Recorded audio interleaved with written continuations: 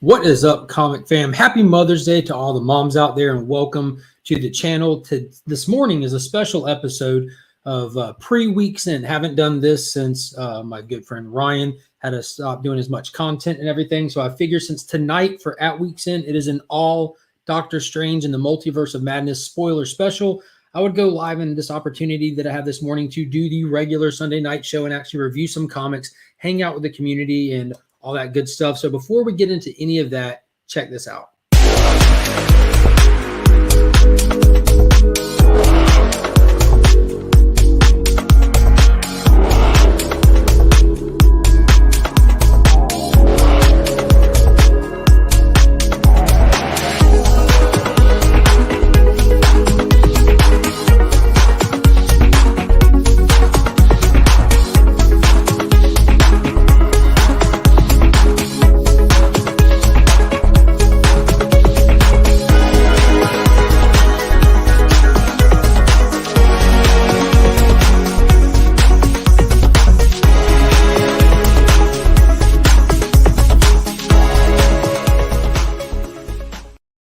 All right, so definitely looking forward to the show this morning. There's some tragic news and stuff to talk about, as most people already know. If you're watching this, you should probably already know or have heard that the legend himself, George Perez, did pass away yesterday.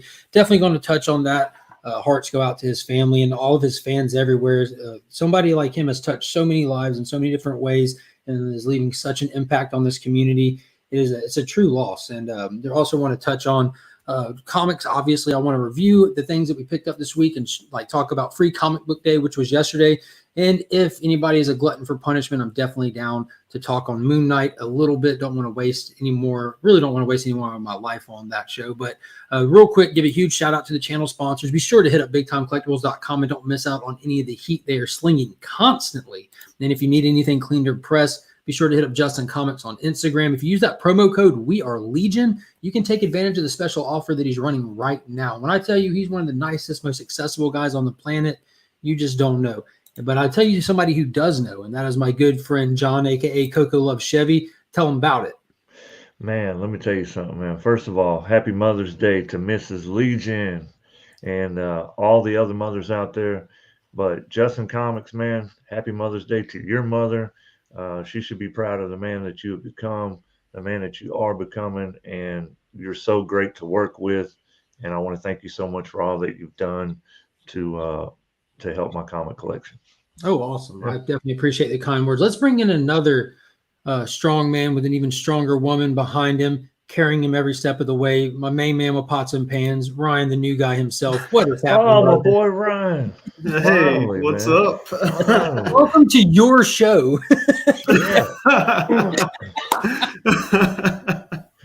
That was perfect timing. He came in when the intro was going and then stuff. I'm like, yes, because this is actually his show.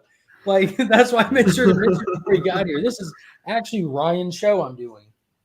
Yeah, that's true, because I have not seen the Multiverse of Madness, so I will not be I do intend to be there, but I'm more excited to be spoiled by what's happening on this one than actually seeing it, to be honest. Yeah, that's probably fair.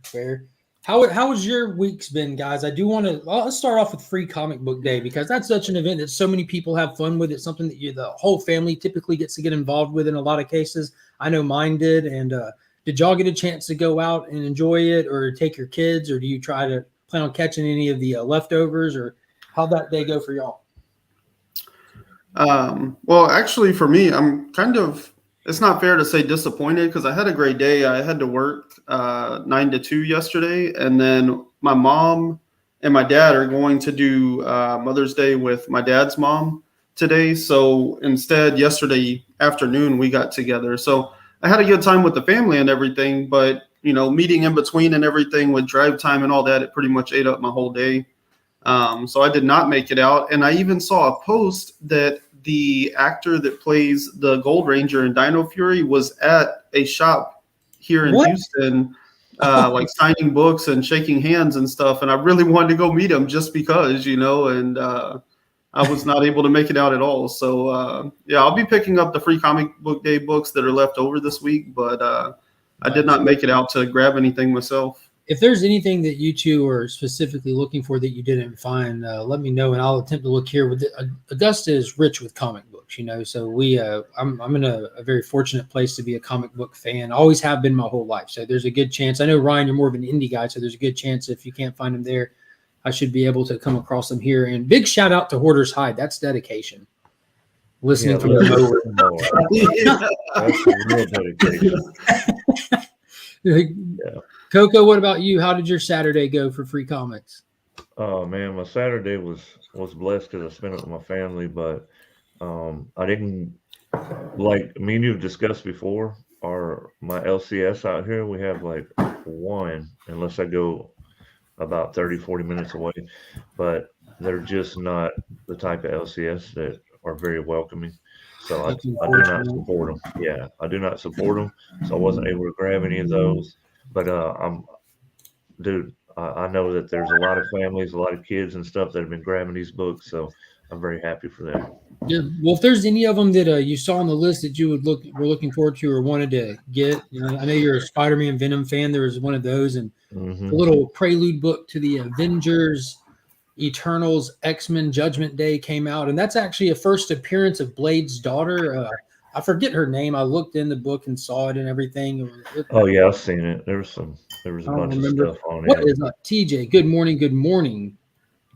I think the only free comic book day I was like excited and interested for is the Dark Crisis one, the DC one. Oh, I wanted that foil. Wasn't there a foil Virgin? There might have been. I'm going to double check and see if I can find one, because I need anything exclusive DC. That's the only one that I want. So, and it's got in that Comic Clear backer board as well. Oh. So DC is really cool that they put out like little chase books that demand a price tag, because our shop. It is, dude. DC does it like good. You already know how their paper quality is and their ability to do. I mean, you can't complain about their quality no matter who you are when it comes to the physical quality of their stuff. But it's a clean book. The foil is clean. They're not scratched up, and it's cool that you're able to put a price tag on them, because the shops come out of pocket for this event, free to us, not for our shops to host this for us. So it's really cool of them to do that. So I was definitely free energies comment. That's my boy, man. Yeah, I'll never forget the love. Me and Coco met. He offered me and sent Spider-Man. He offered and sent me the Spider-Man NCBD book from 2020. An amazing kind of guy. Appreciate you, man. Is that the one that was the chase book that year with a virus or something? Yes. Yeah, awesome. Everybody was chasing the virus that year. I think the virus is chasing us too. Yeah, it was mutual. It was definitely mutual. Yeah, the virus chase book. Oh. So for me, the only books like that, I went up there, and this is the first year I really did this. I went up to the rack and I started grabbing stuff and everything, and I'm like, what am I doing? And I just started putting everything back. I'm like, what do I actually want? So I got the Dark Crisis trade dress one to keep as my little reader copy, and I grabbed that X-Men Judge. I wasn't even going to get this, but one of my subscribers that's local was there and saw that I didn't have it. He goes, that's Blade's daughter's first appearance. I'm like, well, I do like Blade, so let me get it for that reason. I don't have any real interest in the Judgment Day story. I'll take a peek at it to see if it's something interesting. I just found out what it was about last night, and with the Eternals at this point in comics, their whole point of being is to fight the deviants, and they're looking at the X-Men, since they have the mutant genes, as deviants. So against their will, they're like Terminators, X-Men Terminators now or something. It's actually ridiculous in my opinion, but I'll check it out. And then I did get that John Romita Jr. cover, because I like John Romita Jr. And we got that hashtag Flatback Venom. Yeah. Yeah, I don't.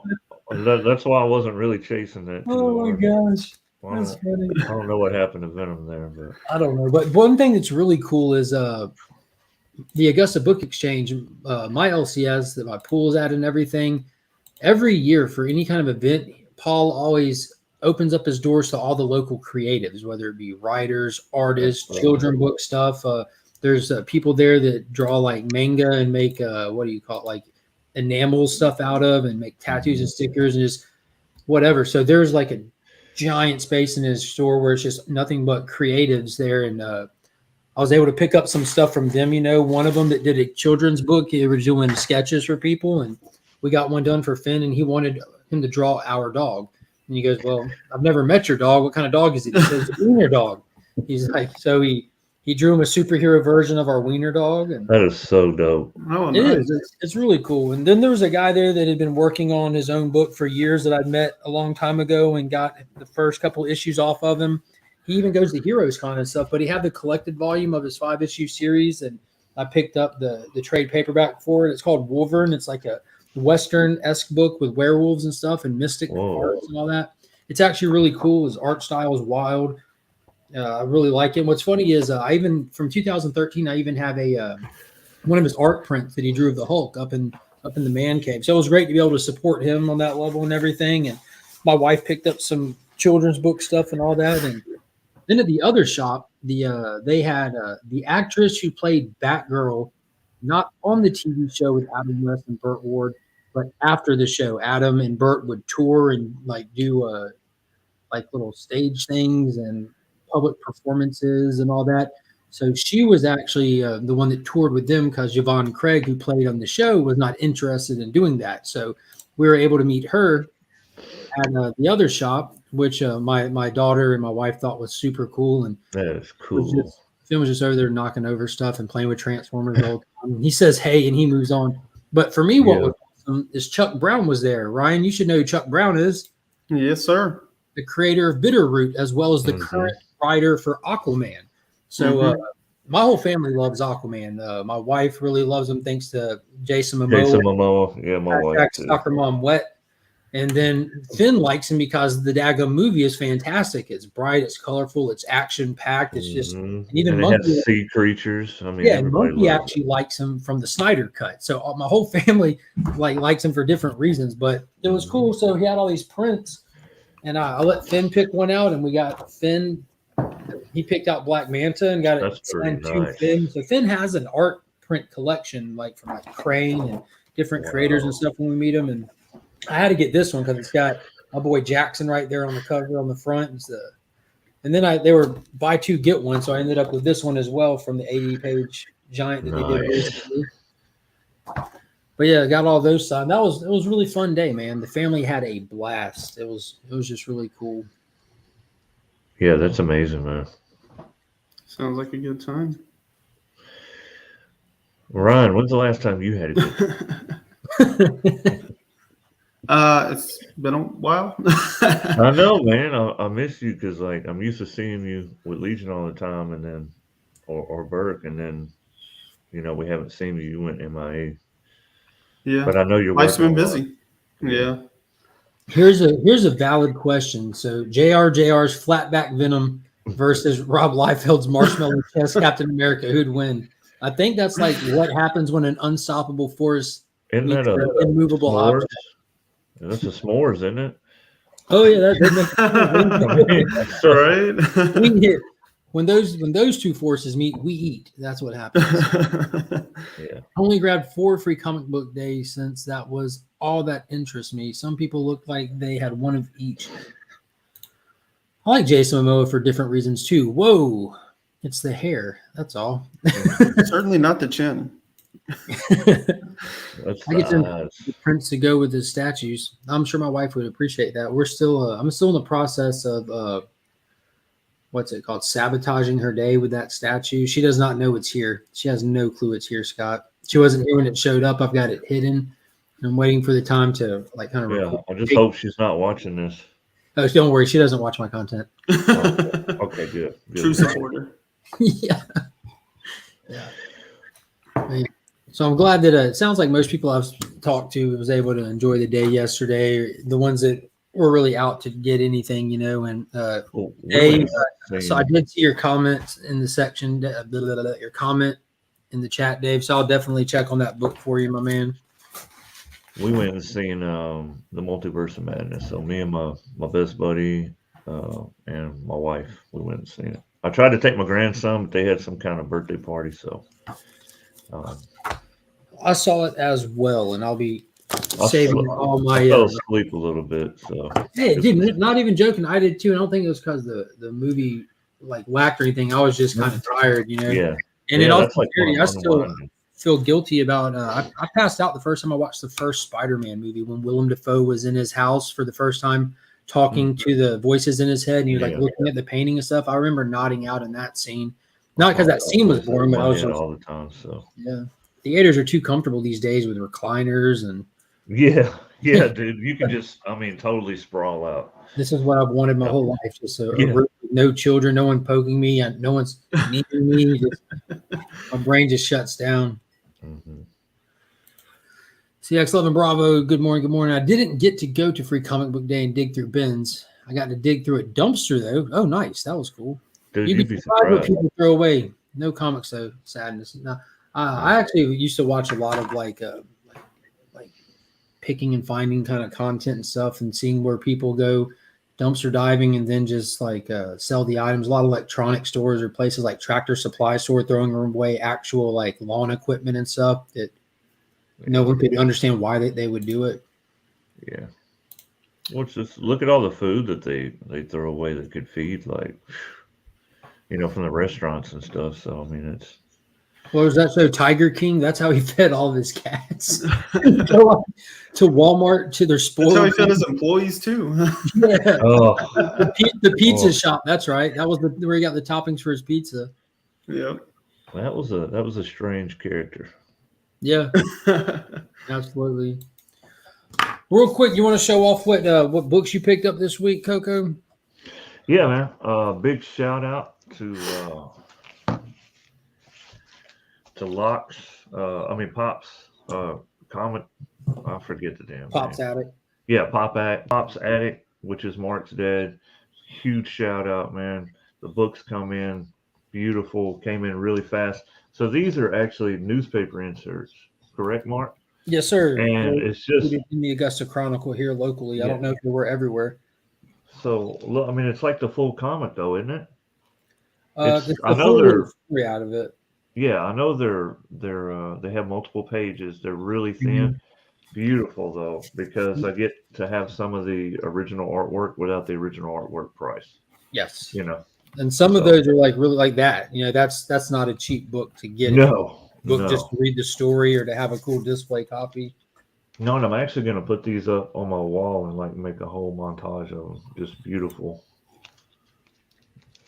And I had a double there. Hey, I'm not opposed to that. Look at the Doom. Oh, I love this cover. Where's Free Energy at? Not free. Oh yeah, don't look at it free. It'll be hitting me up. Got a little Sandman action here, a little 4-panel. Another little Sandman. And we're back to there. But yeah, those are some of the ones I picked up from Pops. Yeah. And I have some Carnage and some Venom like usual that I pick up. But dude, some killer deals over there. You guys need to check it out. Shipping is very, very fast, but I will warn you, if you claim something and you try to leave it sitting there and do not communicate with Pops, he's going to be communicating with you. So let's just make sure we keep the communication open and let's. So what has become the rule of thumb for Pops? Mondays are cash out days. Mm-hmm. He doesn't sell comics for a living. He's just moving comics, comics. And so they're priced to move. They're priced fairly. They're actually beyond price. They're way below what I would have paid. You hear how I speak about, comics and the idea of like me selling them and stuff. I get that from my dad. Like when you don't pay cover price for comics, why are you trying to sell them for markups?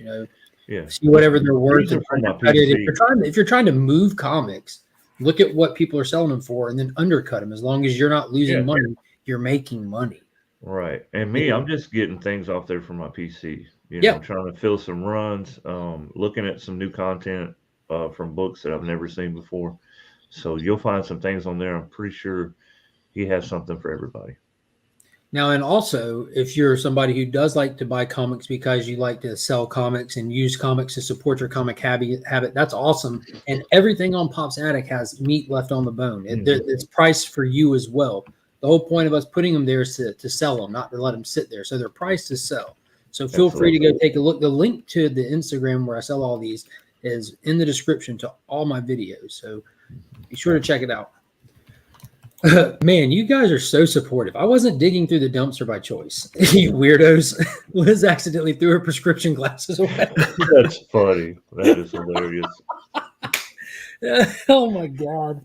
Yeah. Sunny side. There's always a silver lining. Look at Ryan. The last one I saw is somebody went behind a cell phone store and picked out all the cell phones that were in the trash from a refurbished shop.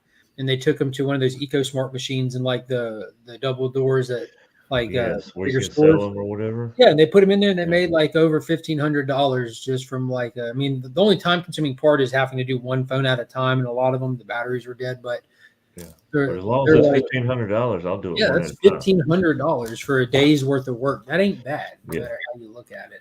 So I was born and raised in a small town, you know, and there was like this one computer repair shop in the early 2000s.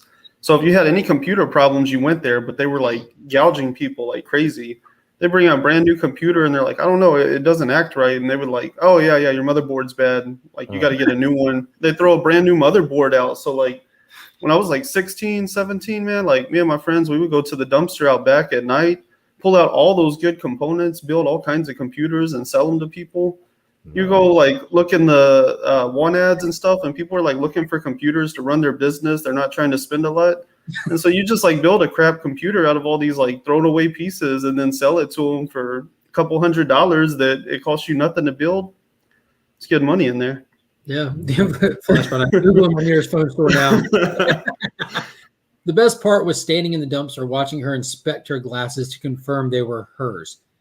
Yep, dragons, those are mine. As with someone else at the same time, threw theirs away. That's funny, man. Ryan equals Tom Holland's spot here. Let's take a look at this. All right, so I showed off the free comic books that I picked up this week. So let's see what was on the actual pull list. The finale, the conclusion to Robert Vendetti's World of Krypton, which was really enjoyable. I definitely like that. That artwork in it was by the guy something Oming, so it's definitely going to be to each their own with the artwork. But Batman Killing Time #3, which this is the read of the week, hands down. This came out of left field. I already enjoyed Tom King stuff, but this was like a single issue, amazing comic. Like even if you don't plan on reading the other 5 issues, go read just that one. Yeah. One. Batman #123, which is part 5 of the Shadow War, the crossover that's happening with Robin and Deathstroke Inc. currently by Joshua Williams. And then we had also the conclusion, and this one's a heartbreaker for me, to the Suicide Squad, issue #15. So this run wrapped up with this issue. And dude, I'm so excited to see where it goes from here. So excited. Flashpoint Beyond #1 of 6 dropped. So with this Dark Crisis stuff coming, we also have this this event going on. This is a legitimate event tying in to major other events that happened previously. Jeff Johns is at the primary helm of this title and the creative direction of it. And dude, he's just really shows why he's a legend in the comic community already with just 2 issues. I like that cover, man. It's dope. Super dope. And then I did pick up Maestro World War M #3, which I thought was the final issue. The previous, what he didn't say. Well, the previous issue, Maestro, #3. The previous series was only 3 issues, so this one's going beyond 3 issues. But it's the prequel to Future Imperfect that Peter David and George Perez originally did. And this has just been so fun, man. When Peter David is doing some killer stuff at Marvel, and them old heads, man, they really know how to do it. Mm-hmm. And then I am down for as many covers that I can get my hands on for the Maestro stuff. I don't know why I did that when they did the first volume, because there was a Perez incentive that I wanted, and I've just been getting them ever since. So I did manage to get the 1 in 10, because there is somebody ahead of me who is down for all covers as well. But that is awesome. You got the original Human Torch, the android. Really dig that. Like a designer type variant. Yeah, it's pretty dope, man. I mean, I like it. I love the Human Torch, like the way he looks right there on fire. I think that's classic. And I'm not normally too big of a fan with the designer variants. I feel like it's a lazy cop out to do a cover like that because they've done so many. But since he is an android, it kind of like it looks like a drawing board for him. You know what I mean? Right. Like, They're putting him together. Yeah, it's pretty cool. And then the only one that I haven't read out of this week's haul so far is The Rocketeer #2, The Great Race. Dude, that first one was so much fun. It was so spot on with the character. IDW is doing this. Not sure how many issues it'll be, but it's The Rocketeer, so of course I'm in there like swimwear, and I managed to score that 1 in 10 Virgin variant as well. I was able to get it #1. And dude, that's gorgeous. Yeah, when I got there Saturday, it was on the shelf, and I bugged out. I'm like, hell yeah! So dude, it's simplistic, but it's also, I mean, it's just the Rocketeer. Dude. Yeah, from that time period, dude. Yeah, it's just so Rocketeer. I loved the movie back when it came out. I was a huge fan. Absolutely. I still watch it with Finn, and there's even a newer cartoon that comes on the Mouse Overlord channel stuff, and that's even pretty fun. Talking about Disney? Yeah, that one. Yeah, the Mouse Overlord channel. Boom, boom. I need to read Maestro. I need to read Maestro. Maestro. Good morning, Pocan Joe is up in the building. Maestro. I will always say Maestro. Yeah, Hooked on Phonics really screwed the pooch on that one. Well, dude, I was reading that comic. I was reading Future Imperfect before I knew how to read properly. I was a little kid when that came out. I mean, the fact that I sounded it out to Maestro as a little kid shows you that phonics work perfectly, and I'm not Italian. That's what it shows you. I read it as an English word, that says Maestro with phonics. Maestro, like Maestro, Mamma Mia. That's what I think Maestro would have a Y in there, but no, because there's two vowels on the side. This one's long and that one's silent. Aunt May. But Aunt May, because Y is one of those once in a while it works as a vowel. So with Aunt May, the Y is silent and the A is long. It's just phonics. My mom's a school teacher. I'm very aware of phonics. That's why I pronounced that word incorrectly. You mean P-honics? Yeah, P-honics. P-honics. Yeah. Did you get the Logan Lubera for issue 1? It has Doom on it. Yeah, I think so. I ended up getting like 3 or 4 different covers for issue 1. Doom was also on one of the ones for issue 2, I believe. I think Emil Blonsky, the Abomination, was the designer for #2, if I'm not mistaken.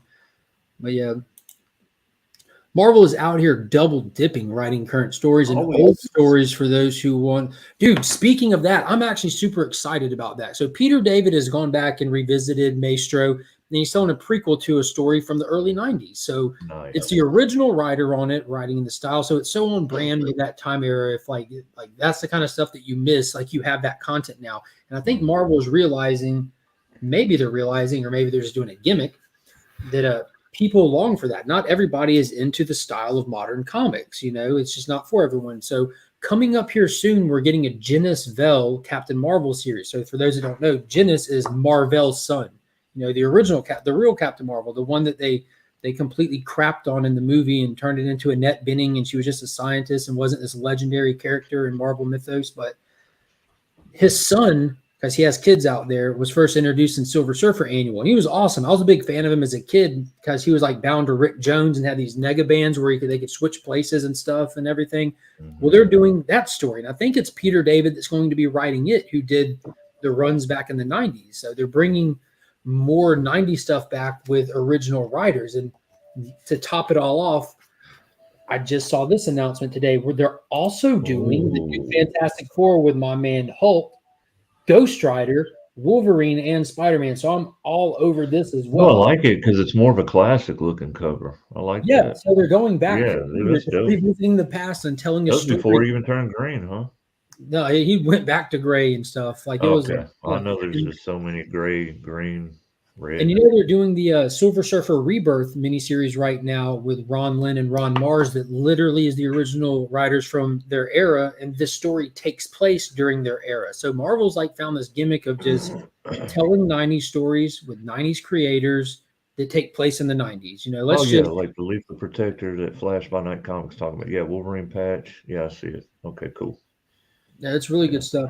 Brother John, I didn't ask you ahead of time, but I'm trying to get caught up on all the channel stuff that I'm behind on from last month being crazy with new members and stuff like that. I just added you to a group chat. I hope you don't mind. And inside that group chat, you actually will see a link to hop on streams and stuff when I put it out there. And don't ever hesitate if you want to hop. We're always in there. Like my phone goes off all night. Mm-hmm.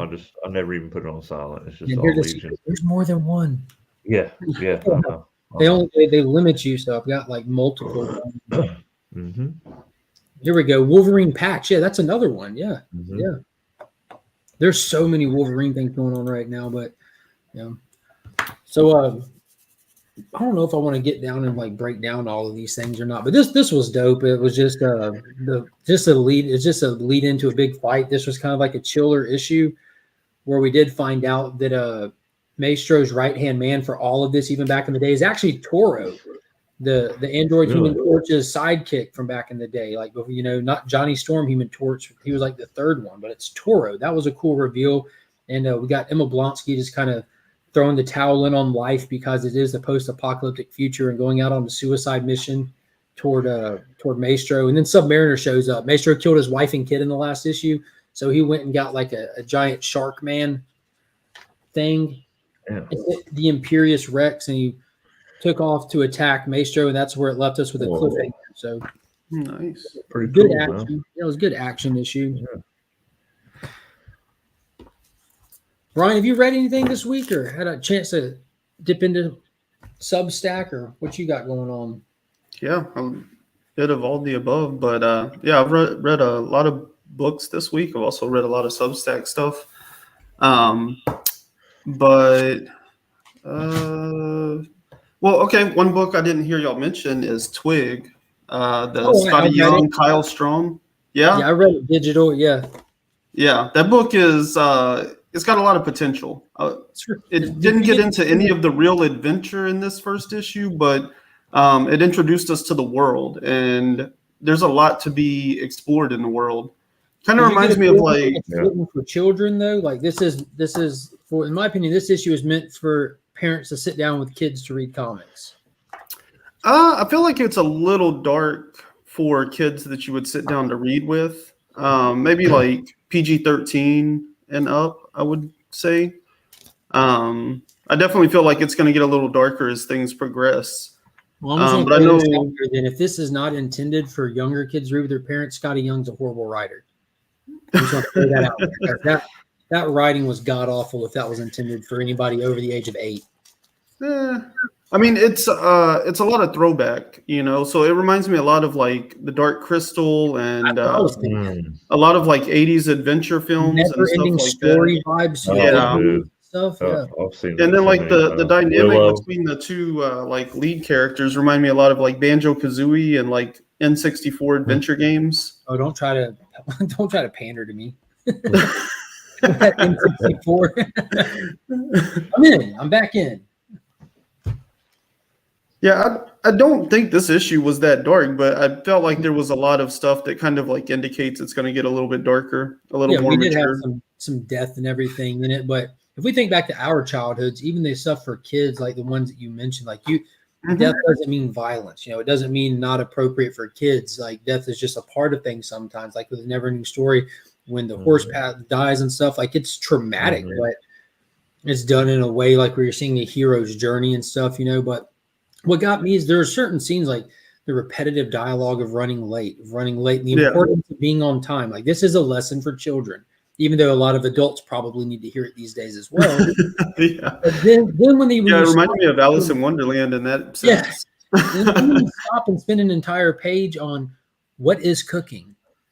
Cooking is finding the birthday. Yeah. You remember the page that they spent on what is cooking? Like you have to find the right seasoning or the flavor will be off, but then we have to put heat to it, but not too much, or it'll get burned and we can't eat it, and not too little, or it won't be got. I'm like, bro, what are we doing?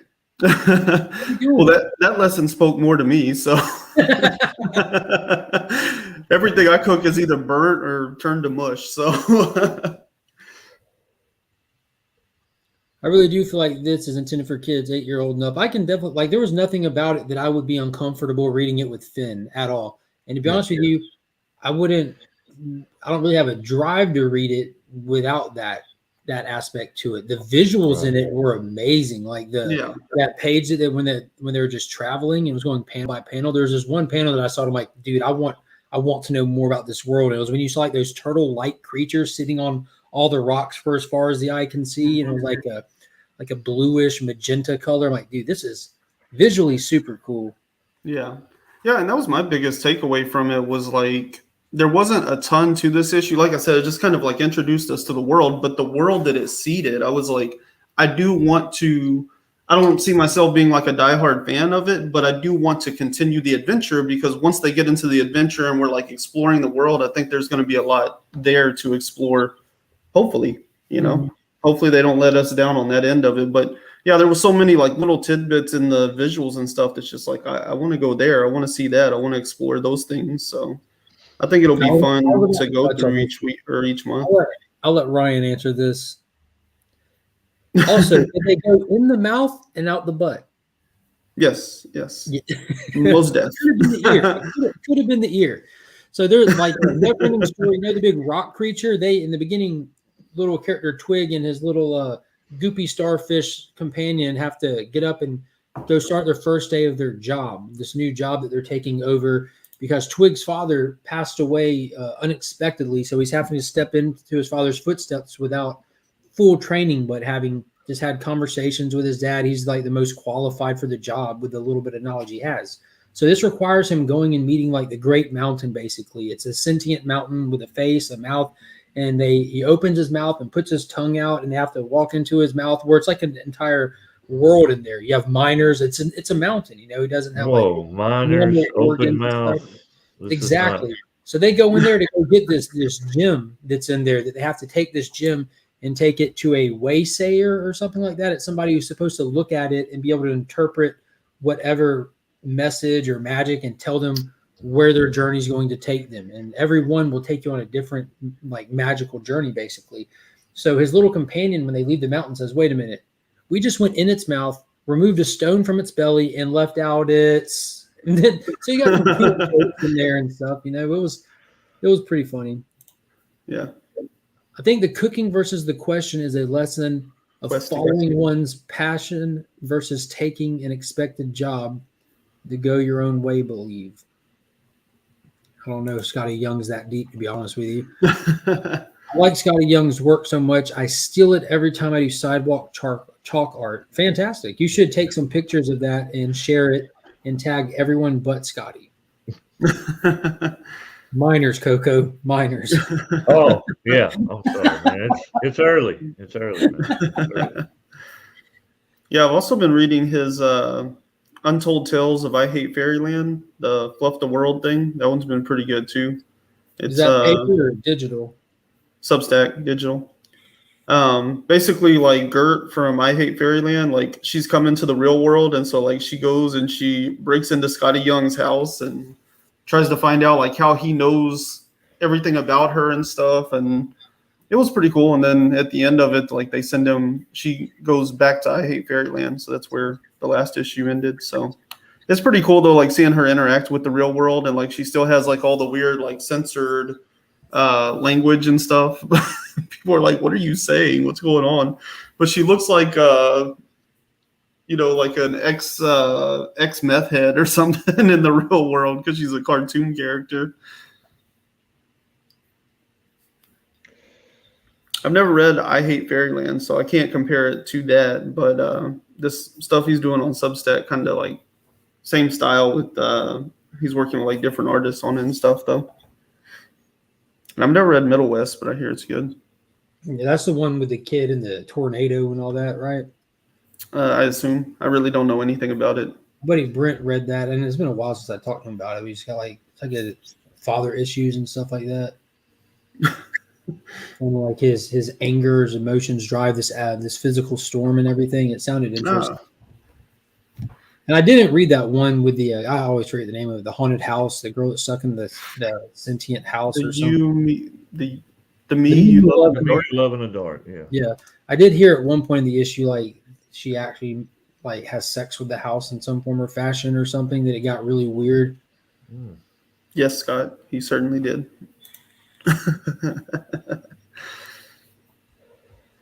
What else did you check out this week? Did anything else drop on the Substack? There was Brian K. Vaughan's Spectators, which is like in this weird middle area right now. It's still good, but it's a lot of like exposition setting up the next arc, and comparing itself to Ghosts. So I was like, okay, all right. I've never watched that movie, but sounds interesting. So that was cool. I feel like there was. I read a bunch of stuff from Three Worlds, Three Moons, which is just absolutely incredible. Just like an amazing slew of artists and great writing that just like tells like these little short stories that are like building this whole universe in a really cool way. They do a really good job of like leaving you on these cliffhangers where you're like, I want to know more about all of those things. So those posts that you shared when it came in of like some artwork or the screenshots of the artwork was just amazing. Mm-hmm. Yeah, the talent he has working with them, because it's kind of, more or less it's like Jonathan Hickman running a online universe sort of setup, kind of like he did with the X-Men thing where he's got like all these different writers and artists and stuff like telling all these different stories in a universe he's kind of architected. And so like the whole stable of them is just like top notch. The way they built the world and stuff, it really like flows well because they took the time to build like currency systems and religion and like all these different systems that a society would need to function. And so you're telling stories on these different planets and these different moons, and there's different types of stories. Like some of them are a little more like fantasy style, whereas some are like sci-fi style, some are just like slice of life and things. But because everything's so cohesive within that universe, like it's really easy to like move from one to the next and understand what's going on because they're all using like the same currency. They're all using the same references to their religion and magic and science and stuff like that. So it just like builds like this really cool universe where there's so many different moving parts, but they all work and you don't have to like learn something new with each story. When is it supposed to come out in print? This is an important question for some of us. I do not know. Like, I know they're planning to print it all. I don't know that they've given any official release dates. I think there's 2 books that are slated to be printed maybe like in August. I think one of them comes out in August and then the other one probably later in the fall or something. But they don't have like a full list of when they'll release each thing so far. You read any paper copy stuff or non-Substack stuff other than Twig? Yeah, I read a lot of stuff. I read Batman Beyond, Neo Year 1 and 2, Batman Killing Time 1, 2, and 3, Dogs of London, Hardware Season 1, Number 5, Monkey Prince 2, 3, and 4, and Twig. So nice. Any of those you want to talk about? Absolutely. Batman Killing Time. Yes, that issue was, I had to read all 3 of them. I hadn't even started the series yet, but man, that third one like really stepped it up. And I'm excited to see, where it all goes from here. Because the first 2, I was like, this is cool, but like, it's just like more or less a lot of nothing, Mm-hmm. The mystery has not, to this point, really hasn't hooked me that much, but they've introduced a lot more elements, and I really like this character that he brought in this 3rd issue. Yeah, the mystery that he's speaking about, the concept of this book is Riddler, Catwoman with the Penguin and Killer Croc set up a heist in a bank in issue 1. And they pretty much use Croc as distraction, cannon fodder to get in. Like they sent him in to cause a big ruckus. Riddler and Catwoman get in. They get this item out of a very specific vault, and this item is said to be like the most valuable item that's ever been known, kind of thing. And you find out that Penguin was as well as assisting from outside of the bank, and they kind of double cross him and beat him almost to death. The Riddler does with his cane. And then in issue 2, we see Riddler and Catwoman kind of making their getaway to get to their safe house to meet their contact point, who's supposed to be purchasing this item. And we also see Batman kind of getting up to speed and catching up to what's going on. And we find out that when he hears that they broke into this bank and stole an item, he guessed immediately which vault it was. And it turned out it was Bruce Wayne's vault. So he knows exactly what was stolen. We, the readers, still don't. And then they give us this whole thing where you find out Penguin's alive, and Riddler, who can't help himself but to play games. Like these are villains. They're not mentally stable. He actually beat Penguin in Morse code. He literally left a message on his beaten and battered body, which I thought was very interesting because medical examiner seeing this pattern, it gets picked up on, and it's like the Riddler wants to be chased. He wants a game. He can't just can't just steal something and sell something. It has to be complex. I do really like the dynamic of Catwoman and Riddler, because like she's like pretty straightforward in this, but then like Riddler like has so many extra elements going on, and it's like, man, like watching criminals like try to get along and trust each other is really interesting. Yeah, and you can tell why it doesn't work. There's no trust amongst each other. No trust amongst thieves.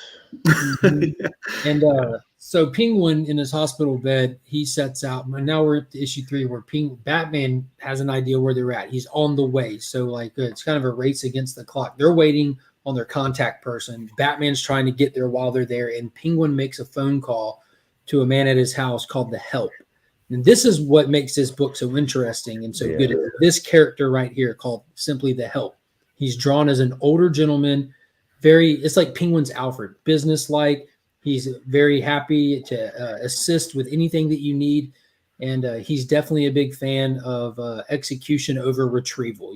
Penguin sends him to go get the Riddler, and it's a execute, don't worry about retrieving kind of thing. He was happy to hear this kind of news.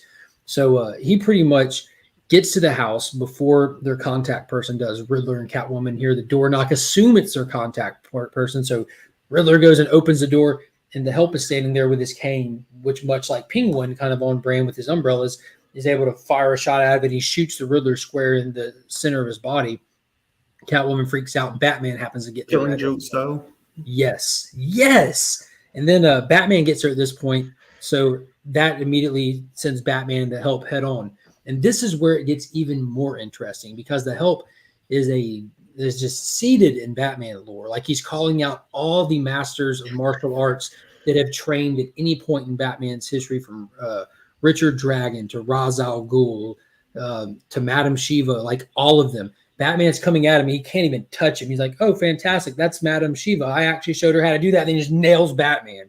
Like he's completely collected the entire time. And I described it the morning that I read it when me, Ryan, and Chris were talking. I'm like, dude, it is a ballet of dialogue and action. Like it was so smooth. Yeah. And the way that it's formatted, you're watching Catwoman and Riddler trying to get away as this is happening and the troubles they're having. They stole the Batmobile that was running. Batman jumped out and they jumped in it and took off. Then they have to get out of that because they know there's tracking devices in it. So they don't just get out of it. They send it down a hill and blow it up. And it was a wild issue. Long story short, the Help drags Batman. Drags. Untouched. And this man is like 80-something years old. There's like eight first appearances in that book. Yeah. So, I mean, it was nonstop. Yes, a Dark Alfred. And it was cool. And we also get a little bit of thousands of years ago, we kind of get an idea of the origin of this item. We're not told a clear, concise, straightforward answer of what it is. We're told a name for it and what it was back in this time era, but we're not led to believe that that's the truth. This is just what it was believed to be in that time era, how it translates to today and what its practical use, if it's just monetary value or what. But back in the day, it was stolen out of a church, and it's supposed to be, what is it, the eye of God or something like that? I can't remember the eye or the heart. I believe it's the eye. I mean, I can. Yeah, it might be the eye of God. And then the kid buries it with his sister. And so there was this kid that went to the church, and he was asking the priest for help because his father was sick and everything. And he saw that the eye of God is like the way of bless. Like people would come there for blessing. His father couldn't get there because how sick he was. The priest wouldn't go to his father, called him a lost cause. So the kid stole it to try to get home to save his relative. I think it was his sister, right? Not his dad. Whoever it was. The kid, his sister died, yeah. Yeah. So the kid makes it home, but he not in time to save his sister. So the kid actually sat by his sister's grave mourning till he died himself of just from mourning. So nobody knew the item that he had on him, at least was that what it was when they buried him. So it was buried with him. It was then discovered later and by Ra's al Ghul and the League of Shadows, where Raz presented it to Bruce as a token of like his training and everything. And Bruce, at one point in flashback, looked like he was about to throw it after he left the League of Shadows. It looked like he was about to throw it over a cliff, and he didn't. He obviously kept it, put it in a vault, and now it's gone. And it's so important that he can't leave it out there. There's something about it. So yeah, boom. Please stop. There's a strict Tom King moratorium until 9. There's not. As you know, welcome to pre-weeks. And We appreciate your donation to Tom the Church of the Almighty. Oh. I definitely appreciate the super chat, Flo. Thank you so much. He's always been a huge supporter of the channel. I can't thank you enough. Eye of Christ. There it is. Thank you so much, Joe. Yeah, it was dude. I'm just completely all in, and this is. I was telling Flo last night because we were actually talking about how he likes to. It's becoming like a running joke how he's not actually one of those inherent Tom King haters. He is just taking kind of a break, and it's just fun for him to pick. But I told him like it was that format, the repetitive format Tom King used for a long time. He was just wanting a break from that, and I told him on the surface this feels like it could be that, but it's actually Tom King just writing a heist story. Where Tom King's format kind of is just naturally would work well with a heist story, the way the fracturing of time and everything, and showing you the effect before the calls in some situations. But this is just a heist book. It's What's in Vault 5? That's what we don't know. Mm-hmm. That's what everybody wants. It's the Eye of Christ, but we don't know what that actually we do know in DC Comics that it's kind of got some like Indiana Jones vibes to it. Yeah, like the good ones. Yeah, the ones before he was 8. No crystal skulls. Yeah, we do know in DC Comics that the actual Judeo-Christian God does exist. He's not the only God out there, but that's the God that the Spectre works for. So, like this being the Eye of Christ, if they're going to try to tie it into actual like Christian religion, how it pertains to their universe or not, I don't know if this is going to be some kind of mystical item. I don't know, but I mean, it doesn't feel like a book that they're going to go down that route, and it's very rare when they go down that route. It's really just like with Eclipso and Spectre, that characters that are empowered by as Bruce Wayne put it. Someone asked him, "God with a capital G," and Bruce says, "Yes, move on. We've seen weirder." like welcome to the multiverse, Yeah, I really like I thought the title was kind of dumb, like not really that interesting of a title. But as we get farther and farther into it, how tightly timed everything is, and like the presentation of the vault and cracking a safe and all that kind of stuff, and then you start thinking about a clock and like how meticulous that whole system works, and then you look at how he like times everything out, like when the help shows up and we see all this stuff and he's like, but 3 seconds before that, and you're like, yeah, Lord, like 3 seconds, are you kidding me? But like it all like comes together so perfect, like a puzzle. It's a master class in story plotting is what this is. It's insane. And then there's like I do watch people's content that no matter what it is, if it says like certain writers, period, not just Tom King, they just trash it. And they're like, why can't you just write a straightforward story? Why would you want him to? Like, there's countless this is the only book on the shelf doing this. Why don't you want at least can you imagine anyone doing it to this? Like you said, how meticulous and spot on it is? No, let him do his shtick. Everyone else does their shtick. That's what a shtick's for. Yeah. I like it. It makes me, it doesn't allow me to disengage from it, and that's what I look for in a good story. Something that like keeps me actively thinking and engaging, and not just like, oh, okay, like Thor swings his hammer and hits this guy and then we move on. Right. Like I want something that really like puts pieces together and, makes me think about it as I go. And so Tom King does that well with all of his stories, really. Thor's about to be swinging his hammer at his John, are you reading any of the Kate's books, the Thor, the Hulk? Yeah, I am, but are you looking forward to the Banner of War? No. I think it's going to just be like the story being told in the pages of the regular issues. I don't know if it's going to be its own thing or not. Yeah, I doubt I'll even read it. To be honest with you, I mean that's just not. It's got the big green guy in it. I'll take one for the team. Yeah. I didn't really enjoy the art on some of this, so I heard some people love the Ryan Otley stuff. Some people didn't care. Some people going for a lot of big Stegman fans. Like, it's funny, we're reading a Hulk book, but everyone's comparing it to Venom because Donnie Cates doesn't equal Totally artwork. Donnie Cates equals writing, so they're looking at Donnie's work and wanting Stegman. I'm like, I don't think Stegman's work was bad. It wasn't nothing. It was like, oh my God, check this out. There's certain interior artists I'm like that about, like Dan Mora. Like, oh my God, check this out. Like, that's stellar. Ivan Reis, I don't know why I just have a natural attraction. He just draws things in a classic, bombastic way. I just think it's good. Mm-hmm. Well, he draws like really like he's so clean at what he does that whenever he does like something extremely complicated, you can still tell what's going on. Like, the Superman Batman when they were crossing each other's worlds and stuff. Yeah. Like so many people, like they can't handle like a complicated layout like that because their work is too muddy. You can't tell what's going on once it gets too complicated. But Ivan Reis, like it's just so clean, you have no problem telling what's going on. I love Simone DeMeo's artwork at this point, but it has to be basic because the style of the artwork it just layers on itself and it just blurs together. He does really good with like clean backgrounds and stuff. Mm-hmm.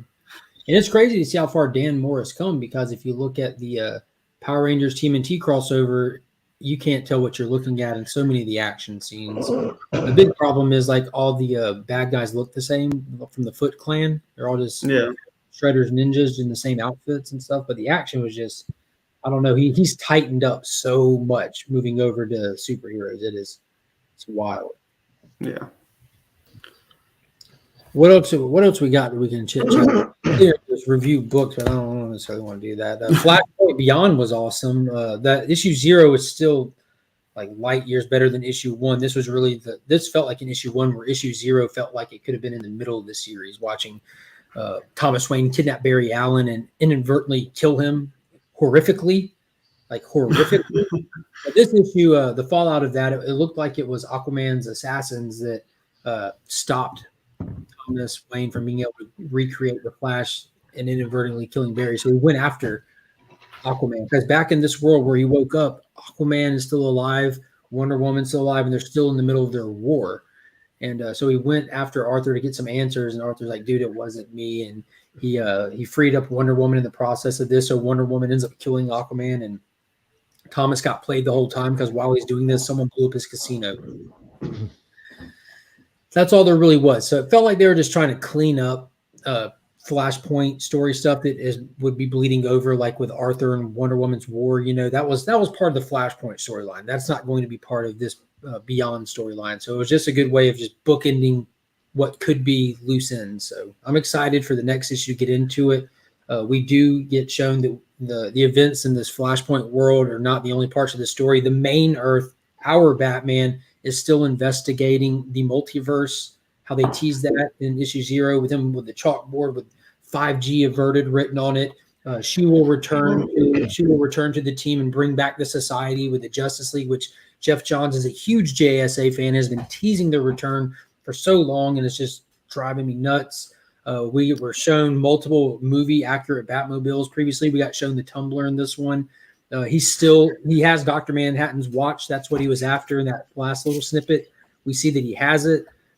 We see that Rip Hunter's little sidekick is still trying to warn him against what he's about to do. So there's about to be some cool stuff. I'm a huge fan when they start dipping into all these stories with Johnson. There's Doomsday Clock vibes or Flashpoint vibes. There's so much going on. What was that book that you showed that had Dark Side on it? That was so sick. Oh, that I shared in the group chat? Yes, dude. That's issue 1 of Dark Crisis right here. That's the exclusive from Big Time Collectibles. Gabriel Del Otto, that was his variant.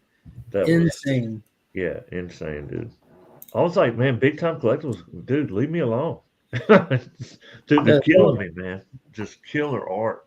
Yeah, so hopefully some of those will make their way to me to be putting into the giveaway boxes for the channel members. For those that don't know, if you don't know, you're about to know. I do have channel membership down below next to the subscribe button. It says join. If you hit that, you can read the little thingies before ever spending any money. You can click the button and read about it. But it does get you entered into a monthly giveaway called the Legion Loot that's sponsored by Big Time Collectibles. They send me boxes of books for free that I'd then give away to y'all for free. mean, I say free, but there is a channel membership. It's just it's a thank you. You're not It's like buying. the cheapest membership on earth. But well, there's two of them. That bottom tier is just a supporter tier that doesn't have the giveaway entry. But I will tell you now, without telling you now, there is something huge in the works for the channel members that will pertain to all of the channel members, and it is something huge. It's taking. Is that Hughie? Hughie, yeah, that's how big it is. That's actually how big it is. And, Hughie. it pertains to all the channel members. It will, Huggy. if it'll be something that affects more than 1 month of membership and Wow. more than one content creator. That's how big it is. Like it is. It's dope, man. Dope. I'm very excited to be able to announce it. It'll But probably. I'm happy to support any way that I can. And it's Oh, not this about is- getting. Yeah, but it's not about getting anything from dude, me. I'm telling you right now, this is me and another creator's way of saying thank you. We're happy y'all support us, not the other way around. This is Yeah, that's so dope. we're going like I feel like we're going above and beyond, but I try to do that when I can. And there's an opportunity to really make something happen here that you don't see happen often. So Nice. we're about to go big or go home. Yeah, well, I don't see you going home because you're already at home. So I think I we're don't going think they'll say it. the If notorious. you're gonna do it, you VIP. better go hard or go home. Mhm. If you know, you know.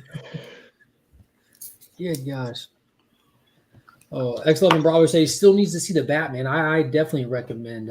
My dad stopped by yesterday. I watched it multiple times. You have to, if you don't like know a whole lot about the history of Batman and really follow closely to everything about Batman, you may miss that it's a really good movie because It is I did. fantastic. So, and You know, I've I watched showed it my 3 or 4 stepmom times. the Batmobile scene for the first time. She hasn't watched it yet. She That chase scene was insane, dude.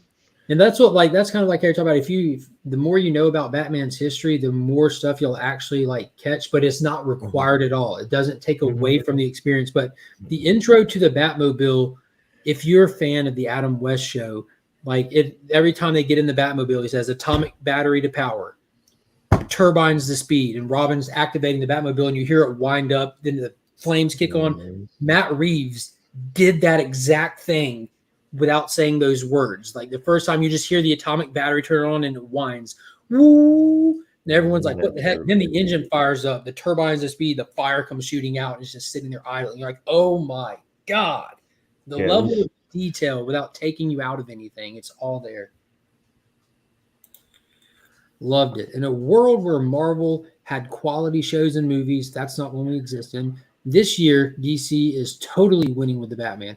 Dude, DC's winning with Batman and Peacemaker. They've got the best movie that's dropped and the best show. Marvel. I'm very disappointed with the way the Marvel movies have been going.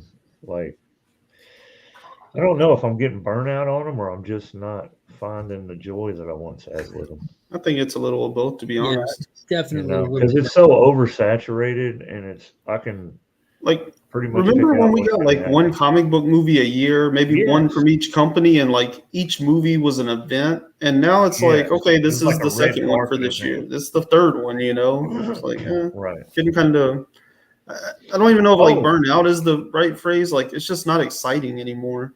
That's weird. That's a weird Tom Cruise. I did get to see Tom Cruise. Superior Iron Man, I wasn't sure. I couldn't really get a good look. He was going really fast. There was rockets. There was something that if you're watching Iron Man you don't would have to do. leave.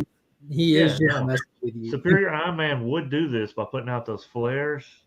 So I mean, I don't know, man. There's some interesting things coming. No, I think that about the join button there. All right, YouTube is weird depending on if your phone's updated with apps and stuff. Sometimes you have to look at it on a tablet or a laptop or your phone.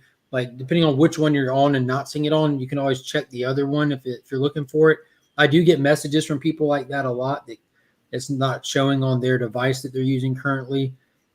So if you're looking for it and you can't find it, all I can say is just check other devices or see if there's a current YouTube update available just sitting in the background of your phone under settings. I don't have my phone to automatically update because I don't need everything updated, just steadily taking up my space in my phone.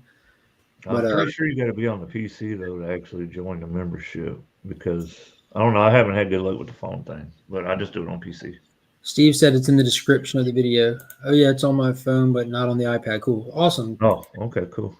But yeah, about the oversaturation thing, I don't think I can be oversaturated with superhero stuff. I literally pick up books every single day of my life to saturate myself with superhero stuff. But what I bad don't like is superhero what they're movies, doing with them. Like what they're Right. doing with them. Boom! New member, X11. Oh, Bravo, well, just that joined didn't the take channel. that didn't take very long. Boom! Bow!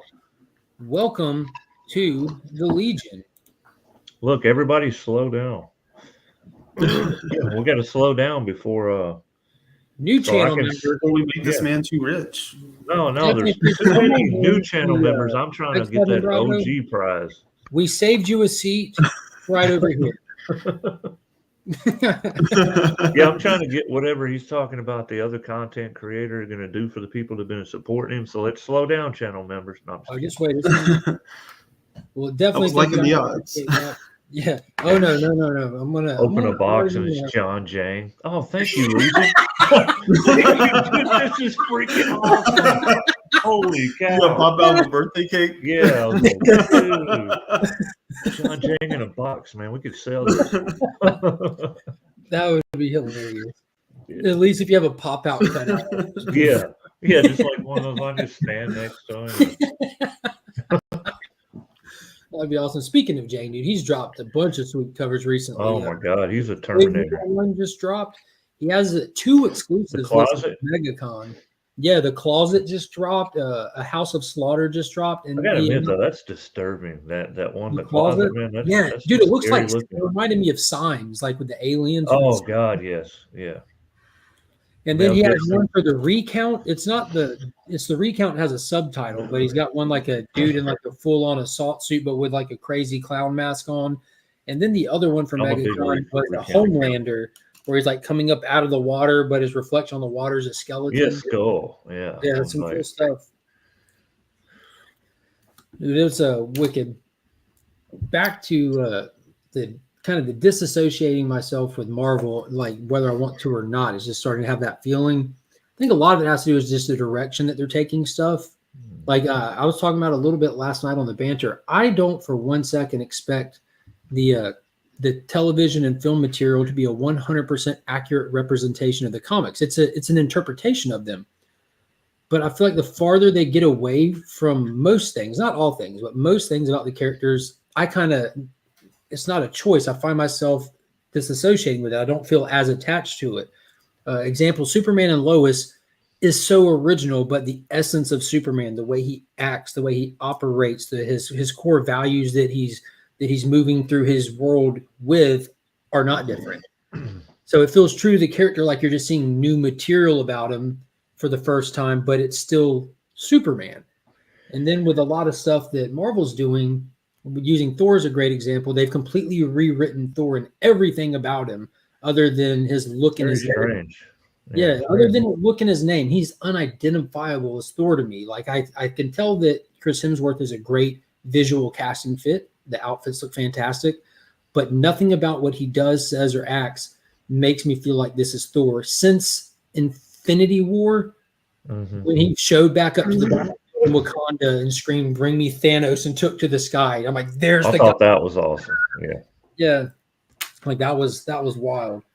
But so stuff like that, and I understand like that decision worked well for them financially, and for a lot of people that don't have the same experience with Thor that I have, this is where growing up around these characters is kind of hindering me from enjoying them in different ways, because I don't get to choose how I just naturally feel about something. And Yeah, it's but like I want to know who that core character is. So from reading the comics and everything, I feel like I have a very good idea of exactly who Thor is and just how bad he really is. But not a goober party boy Thor like they've turned him into. kind of I don't know, it's so weird, man. They're just like he's like changing so much. I'm like, And I know a lot of people have responded well to it. They enjoy laughing, the lightheartedness of it, and even the trailer for the new Thor, like the scene where he's leaning over, smiling, looking. at yeah, his you eyes, kind of get. like, He's I like, get "What are you that doing?" that works for a general audience, but that doesn't for me, and that's okay. Thor That is it doesn't the have to god for me, of but thunder. Yeah. a god of lightning. I mean, he's not something to play with. But I mean, they found what works for their money, and Yeah. we are seeing more and more people like saying this just didn't really hit. Moon Knight had such a mixed reviewed audience. I'm not even. I will not speak on that. Doctor Strange already has a large mixed reviewed audience. Me myself, I think that it was a good movie. I don't think it was bad, but it was definitely nothing to write home about. If you take all the Marvel movies in a list, it gets thrown somewhere near the middle. You know, it just because it's new doesn't make it good. And it felt like a condensed rush mess to me. But there were still a lot of fun parts about it. There were some visuals that were really killer. You know, the multiverse type visuals were killer. Yeah, for a movie called Multiverse of Madness, it was strangely not complex at all. Right. Very strangely. Not yeah. It was almost dead. There's a lot of puns being thrown around right now. Hey, let's just bury this. If you want to understand these puns, be sure to be here tonight at 9 p.m. Yeah.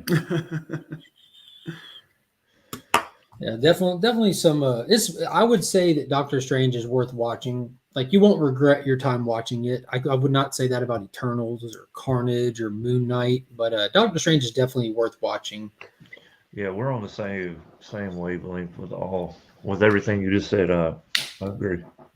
I wouldn't recommend Wonder Woman 84 either. So don't think this is Marvel bias. I trashed it. Like, I've had the people reach out to me, but not 84. Oh, dude, the first Wonder Woman was amazing. Yeah, but I've had a few people respond to my criticisms about certain things, like, "Oh, if it was DC, you would love it." I'm like, "No, man, I didn't enjoy anything past episode 3 of Titans this third season, which I was vocal about. Like, it started strong and flopped. And that's probably just Ryan. Wonder Woman 84. Yeah, it's probably just Ryan just trying to stir the pot. Yeah. Like, I was definitely highly critical of Moon Knight, and that hurt some people's feelings. Yeah. But then more and more people started being critical about it, and found that it wasn't just me. That was like taking acid, man. And you know, I would compare. Let's just go with Moon Knight, and I'll say one other Marvel movie that I watched that I thought was weird and crazy, and that was the sequel to Ghost Rider with Nicolas Cage. Spirit of I thought I was actually having some kind of acid flashback when I used to do acid, because it was, I don't know who, like, why did they even shoot some of that stuff? To keep the rights. They made it to keep the rights to the character only. And I'm gonna lie, I've watched that movie countless times. I love Ghost Rider, and I've watched both of those movies countless times. I enjoy both of them, but watch this. I know that it's a really bad movie. Yeah. But I still have fun watching it. See how that works? A lot of people think I love the Green Lantern movie. Means it's good. Same here. Like, it's really a lot of people don't like it. So Ben is a big Green Lantern fan. Like, he's got little hero clicks and stuff, and wants to be him for Halloween and everything. And we watch that a lot. And I was really let down by it, but I still enjoy the visuals. And like, after you watch it enough, you just see right past all the crap. One movie called that Ron Reynolds was in, The Waiters or whatever. The what? Waiting. Yeah, Waiting, and he was showing everybody the Batwing. That was pretty cool.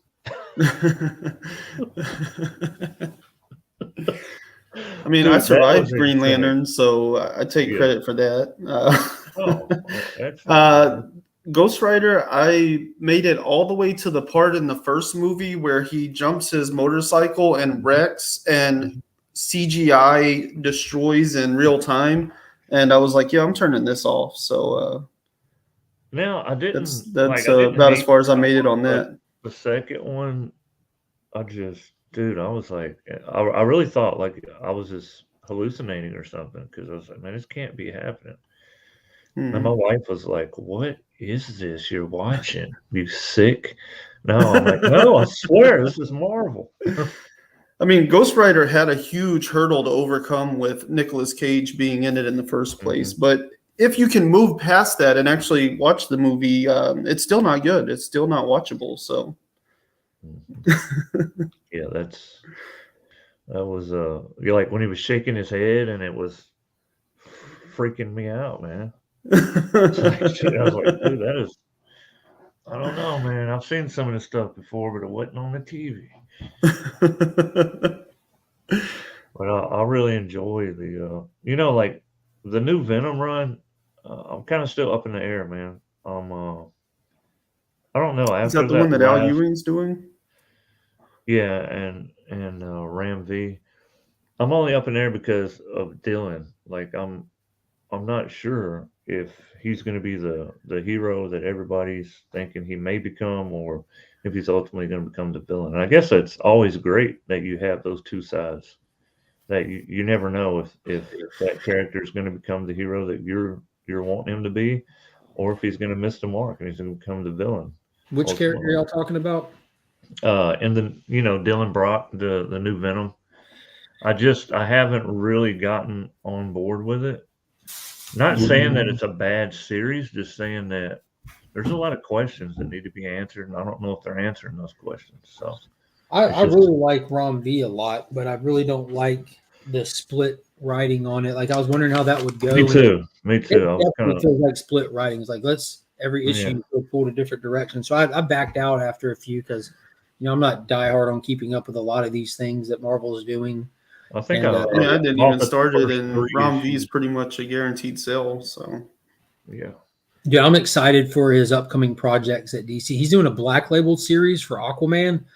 Oh my God, it's called Andromeda, and visually it looks stunning. And then he's about to be taking over Detective Comics. Nice. That's going to be fire too. Because for those that follow me long enough, you know that I tell people all the time that if you're going to pick up just one Bat title, it should be Detective Comics because it's consistently solid. It doesn't try to do all these things and then fall off and undersell. It's just Batman storytelling. Unless it gets like hit with an event every now and then, titles have to set aside to participate in things happening. But man, Tamaki really knocked that out of the park by being like, oh, I got to tie into this garbage. All right, well, Batman's just gonna sit here for 2 issues. I was like, yes, thank you. At least there's one writer on staff with the balls to stand up to him. Yeah, it's like, oh, you want to ruin my narrative? I don't think so. He's going to stand still. Think about my story. It's still my story, and it will be told. Yeah. Then you move over to Nightwing. No, we're going to do some goofy stuff. Give me the worst artist we got available. I mean, but you got to think about it too. We live in a world where there's so many deadlines, right? And there's not enough time. So I'm sure that some of these writers are feeling the pressure because not only do they, they want to put out good content, but they have to make money too, right? So they want to pop out some variants and, just we'll take inside actual panels of the book and slap them on the cover and say this is the first cover appearance. Venom 3. I wonder how often like those events like really give the book creators like breathing room. You know what I mean? Like you're talking about with the deadlines, trying to get out, knowing like, oh, I have to set aside 2 issues for this event. Thank God. Now I can just write nothing, just throw nothing and have nothing happen. Like, let's just say the artist. Let's just go with the artist, John Jang. Okay. Well, they're like, hey man, we got this book, The Closet. And he's like, what are things that come out of the closet? And he's probably like, okay, I got this. Because like how much could he really invest of himself and his time into learning about what exactly that is whenever, there's so many new books coming out in so many places they want him to be. So probably just checked his own house, like just go and peek in each one of his house. And he probably didn't have time to check other people's houses. Flipping through his back issues. Like, just go look in all of his closets. No inspiration. Yeah. He was watching the movie Paul. And he had the donut with his finger, and he's like, "Oh, this is it. This is the inspiration." Oh, yeah, man. But yeah, I don't see how some of them keep up with the pace. It's got to be because I believe more, and me and you've had some private conversation. We talked about keeping up with the pace of life and sometimes getting burnt out, right? So that also applies to these artists. I mean, they've got to not only feel the pressure, but kind of get burnt out. You know what I mean? It's like, oh, another variant. Oh, here we go. We're doing a different variant. And if it's not something that is really creative, if it's like, hey, man, draw another crazy looking Hulk or another weird looking Spider-Man or Carnage. And they're like, I mean, they're still dope covers, but not every one of them hits for me. Yeah, it's kind of weird to me too, because like if you look at a lot of like creator owned stuff, like it typically doesn't go that direction. Whereas like you look at the big two, and it's like, well, like on creator owned stuff, right? If you're on Image, like Daniel Warren Johnson was talking about this. He did this series, Over the Ropes, I think is what it's called.